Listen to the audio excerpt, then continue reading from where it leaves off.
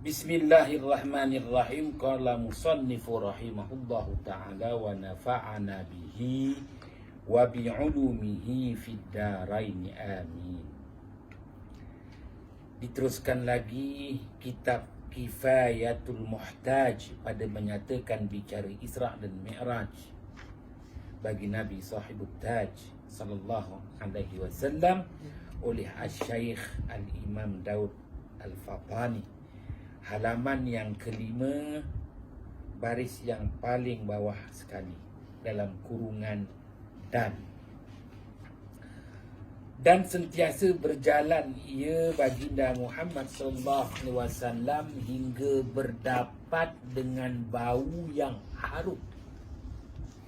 Baginda Muhammad sallallahu alaihi wasallam meneruskan perjalanan Al-Isra' setelah berhenti di Baitul Laham, tempat kelahiran baginda Isa alaihissalam, maka Rasulullah meneruskan perjalanan dan akan berhenti di Al-Masjidil Aqsa, Baitul Maqdis. Dalam perjalanan daripada Baitul Laham menuju ke Al-Masjidil Aqsa, Rasulullah sallallahu alaihi wasallam terhidu bau yang amat harum. Mula sekali Rasulullah melihat peristiwa yang menakutkan, ancaman jin afrit terhadap umat akhir zaman. Yang kedua, Rasulullah melihat situasi keadaan yang paling menggembirakan untuk umat Muhammad sallallahu alaihi wasallam, ganjaran pahala mereka yang berjihad di jalan Allah. Gandaan pahala diberikan. Kali ini Rasulullah terhidu haruman yang amat wangi. Maka sabda Nabi sallallahu alaihi wasallam, "Ya Jibril, apa bau yang harum ini?" Maka katanya Jibril, "Inilah dia bau Masyitah, yakni perempuan yang menyisir akan anak Fir'aun." Masyitah, masyitatun adalah isim fa'il, perempuan yang menyisir rambut. Bukan unisex salon, perempuan yang menyisir rambut. Masyitah, kita kata orang gaji, khadam. Maka hebatnya anak perempuan Fir'aun, dia tidak menyisir, dia tak sikat rambut dia sendiri, dia ada tukang sikatkan rambut dia. Maka seorang perempuan yang tak disebut namanya, hanya disebut kerjanya penyisir rambut kepada anak perempuan Fir'aun. Jadi bauan wangi ini adalah bauan daripada tukang sikat rambut. Dalam bahasa Arab disebut masyitah. Bukan nama dia Masyitah. Masyitatun isim fa'il. Tukang sikat rambut. Kalau kita namakan anak kita Masyitah, maknanya tukang sikat rambut. Dan bau anaknya, bau anak Masyitah. Dan suaminya, suami Masyitah. Antara adalah ia tiap-tiap menyisir akan dia, apabila jatuh sisir pada tangannya, pada tangan Masyitah, maka berkatalah Masyitah, iaitu Bismillah ta'asa Fir'aun. Bismillahi ta'asa Fir'aun. Artinya, dengan nama Allah binasalah Fir'aun. Jadi Masyitah ini dalam satu peristiwa, ketika dia menyisir rambut anak perempuan Fir'aun, tiba-tiba sikat rambut tu terlepas daripada tangan Masyitah, jatuhlah ke bumi. Apabila sikat tu terjatuh, terlepaslah kata daripada mulut Masyitah, Bismillah ta'asa Fir'aun. Artinya dengan nama Allah binasalah Fir'aun. Orang Melayu kata melata. Apabila penyisir ataupun sikat rambut tu jatuh, dia tak kata jatuh. Tak disebut begitu. Tetapi kerana lidahnya sentiasa berzikrullah, apabila sikat tu jatuh, dia telatah lidahnya menyebut Bismillahi ta'asa Fir'aun, dengan nama Allah binasalah Fir'aun. Maka berkata anak Fir'aun, marahlah anak Fir'aun apabila dikejinya nama bapa dia. Berkata anak perempuan Fir'aun, wahai Masyitah, adakah bagi kamu Tuhan yang lain daripada bapakku? Maka berkata Masyitah, bahkan, tetapi ingat, ia Tuhan engkau dan Tuhan bapa engkau. Masyitah mengingatkan balik kepada anak perempuan Fir'aun, Allah itu adalah Tuhanmu dan Tuhan bapakmu. Bukannya Fir'aun. Kerana hebatnya Fir'aun ni, dia mengaku dia Tuhan tu. Dia mengaku dia Tuhan. Walhal Iblis menasihatkan dia, jangan mengaku Tuhan. Tarik balik kenyataan tu. Fir'aun tak nak menarik balik kenyataan. Walhal Fir'aun menyatakan, aku Rabbiyal A'la, aku Tuhan yang maha tinggi. Iblis mengatakan, la taqul hakadha, jangan sebut begitu. Aku yang mengajar engkau sihir pun, aku tidak pernah mengaku aku ini Tuhan. Dalam satu riwayat tertulis dalam satu kitab, Hayatul Hayawanul Kubra, yang dikarang oleh Asy-Syaikh Al-Imam Muhammad Kamaluddin Ad-Dumairi, dah wafat 800 tahun yang lalu. Berlakulah pertengkaran antara Iblis dan Fir'aun. Iblis menasihati Fir'aun. Iblis tu sifu kepada Fir'aun. Iblis suruh Fir'aun tarik balik. Fir'aun tak nak tarik balik. Iblis pujuk, tak nak juga. Iblis beritahu, aku yang mengajarkan kamu 9 jenis sihir. Maka Fir'aun kata, aku lebih hebat dari kamu, wahai Iblis. Maka berlakulah pertelingkahan. Akibat daripada itu, Iblis mencabar Fir'aun. Mari kita bertanding, siapa lebih hebat sihirnya. Maka Fir'aun pun tunjukkan kepada Iblis bahawa dia juga ada kekuatan luar biasa sihir. Maka Fir'aun tunjukkan kepada Iblis, dia membina istana kaca. Istana kaca. Iblis beritahu, dah cukup dah. Dah, inilah kehebatan aku. Aku boleh bina istana kaca. Dari jauh Iblis meniup cair istana kaca.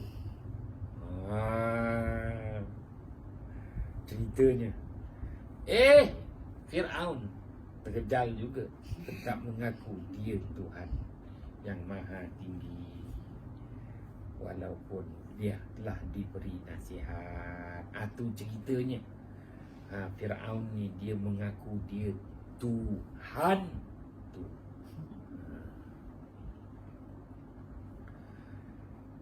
Adakah bagi kamu Tuhan yang lain daripada bapa aku? Maka berkata Masyitah, bahkan, tetapi ia Tuhan engkau dan Tuhan bapa engkau.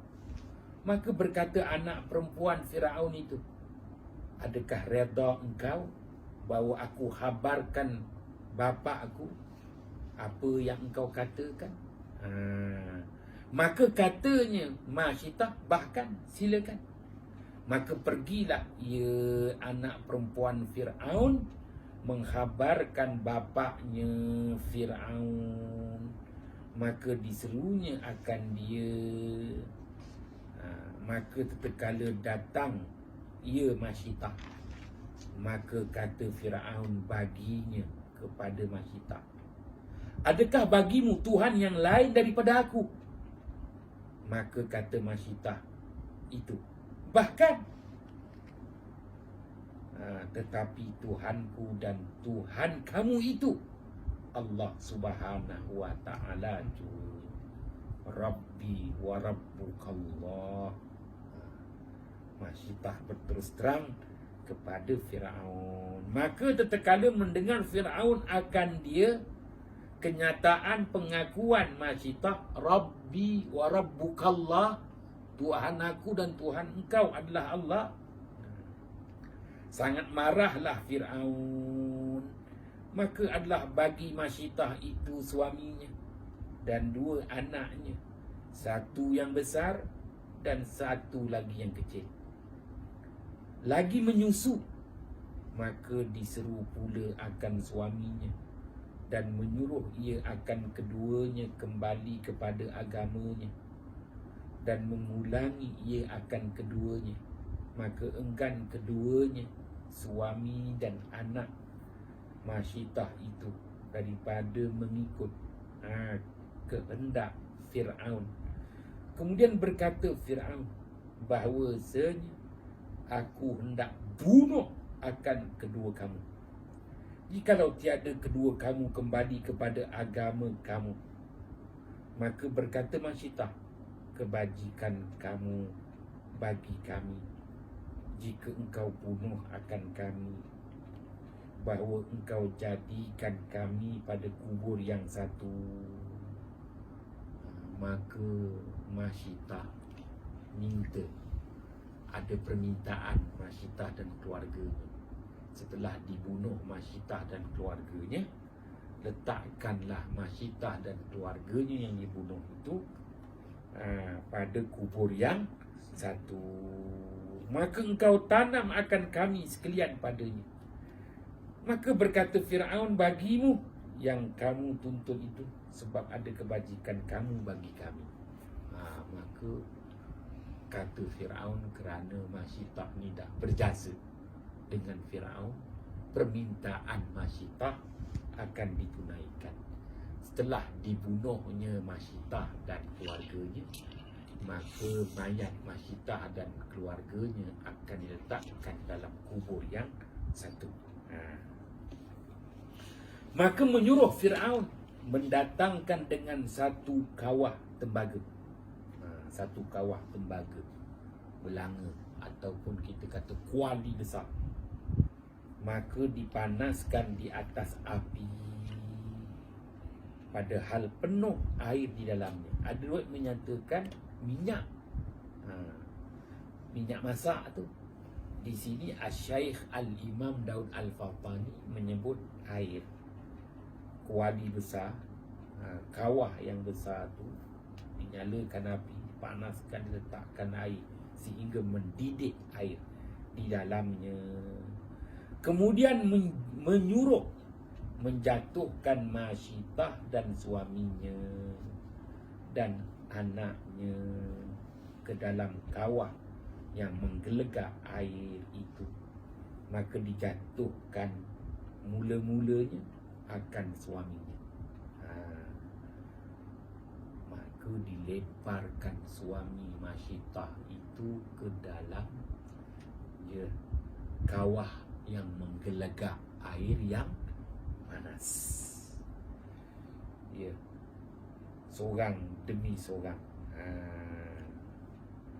Dan anak yang besar, yang kedua anak Masyitah yang besar. Maka tatkala hendak dijatuhkan pula anaknya yang kecil lagi menyusu itu, maka mengambil Masyitah syafaqah, yakni kasih sayang. Takkanlah tergamak dia dan anak-anak kecilnya itu akan direbus dalam kawah yang menggelegak air. Kasih sayang akan anaknya kerana kecilnya, bahawa mencintai ia atas kembali kepada barang yang dituntut Fir'aun, ibadah yang lain daripada Allah Ta'ala. Maka hampir-hampir Masyitah itu nak tarik balik kenyataan dia dan beriman semula kepada Fir'aun, bahawa jangan dia jatuhkan anaknya yang kecil ke dalam kawah yang menggelegak air yang panas. Maka menutur akan dia Allah Subhanahu wa ta'ala akan anak kecil itu.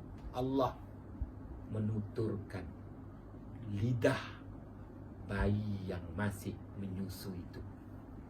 Maka lidah bayi itu dengan katanya, hai ibuku, jatuhkan dirimu ke dalam kawah dan jangan tertegah daripada menjatuh. Qa'i ya ummi wala tataqa'asi. Rebahkan dirimu bersamaku, wahai ummi, ke dalam kawah yang menggelegak air panas. Fa'innaki alal haq, kerana bahawasanya engkau wahai ibuku berada pada yang benar. Maka keluarga Masyitah, suaminya, anak lelaki yang besar, anak bayi yang masih kecil bersama dengan Masyitah, maknanya 4 orang terkorban, direbus air menggelegak dalam kawah. Ada riwayat minyak yang panas. Tinggal lagi kalau digoreng ni, goreng ikan bau ikan goreng, goreng ayam bau ayam goreng. Masyitah dan keluarganya digoreng tak bau orang, direbus tak bau ubi rebus, tetapi bauan yang amat wangi. Bauan itu dihidu oleh baginda Muhammad sallallahu alaihi wasallam pada malam Rasulullah di Isra dan di Mi'rajkan. Ini dia maknanya baginda Muhammad sallallahu alaihi wasallam diberi peluang melihat kebesaran Allah, melihat ya bukti-bukti kekuasaan Allah. Linuriyahu min ayatina. Allah Subhanahu wa ta'ala berakukan perjalanan malam, ya, perjalanan Isra di waktu malam, bukan perjalanan yang tiada ertinya, tetapi perjalanan Isra itu Rasulullah dapat melihat bukti-bukti kebesaran kekuasaan Allah Subhanahu wa ta'ala. Ya, bauan haruman yang wangi.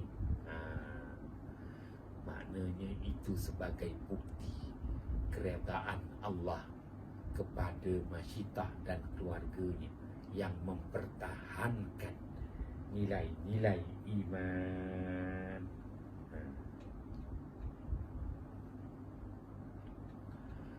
Faidatun wallahu a'lam bissawab. Bismillahirrahmanirrahim. Fafahamnaha Sulaiman wa kullan ataina hukman wa ilma wa sakharna ma'a Daudal jibala yusabbihna wa tayra wa kunna fa'ilin. Ya hayyu ya qayyum, ya Rabba Musa wa Harun, wa ya Rabba Muhammadin sallallahu alaihi wasallam, alaihim ajma'in. Assalamualaikum warahmatullahi wabarakatuh.